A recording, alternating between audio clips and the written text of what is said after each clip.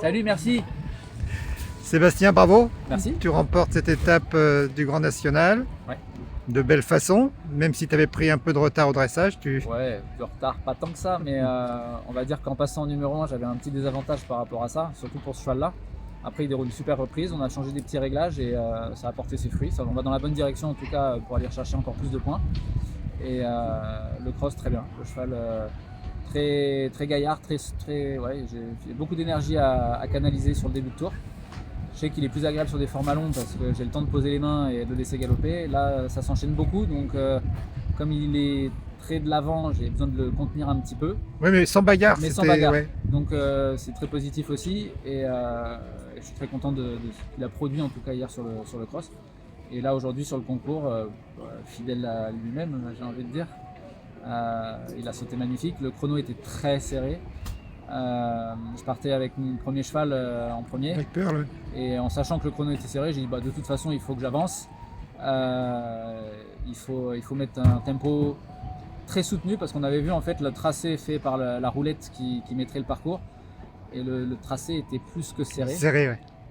Et voilà, ok, il faut qu'on tente vers des parcours où on doit avancer. Je trouve qu'on était peut-être un tout petit peu vite à mon goût, mais bon, c'est le sport qui évolue. Et Lipso a magnifiquement sauté. Ok, il prend 2 secondes, mais je pense que je les ai perdus un peu en l'air. Bon, merci à Alerta Malibor du coup. Merci à la. Non, c'est le sport. C'est le sport. Après, voilà, j'en ai discuté avec Astier. Il a ses petits réglages à faire. Son cheval, il revient à ce niveau-là. Il avait fait qu'un 3 étoiles en début d'année. Enfin, en début d'année, juste là avant. Donc, il faut que lui aussi, le cheval se remette dans le coup. C'est pareil pour tout le monde. Donc, il a ses petits réglages à faire et je suis sûr qu'il sera sans faute après. Il n'y a pas de problème. Et que vous serez ensemble cet été en Allemagne peut-être. J'espère. Donc d'ici là, c'est Jardissure. Jardissure. Les autres chevaux, j'ai un groupe de chevaux qui vont à Bertichère. Petit frère d'Elipso, hashtag, qui va aller faire le 4 étoiles long. Et mes 2 petits Allemands, Teddy et Chapi, là, qui vont aller courir le 2 étoiles long pour répéter leur gamme sur ce niveau d'épreuve et dans un environnement un petit peu hostile. et après, ça va dépendre un petit peu de ce qu'on va voir avec le staff pour le mois de juin. Parce qu'il n'y a pas grand chose à part Vittel concrètement. Est-ce qu'on va à Vittel? Est-ce qu'on n'emmène pas plutôt le cheval sur une grande piste en herbe pour sauter et dresser comme on va le faire avec Aix-la-Chapelle? Il y a peut-être des choses à affiner de ce côté-là, à voir.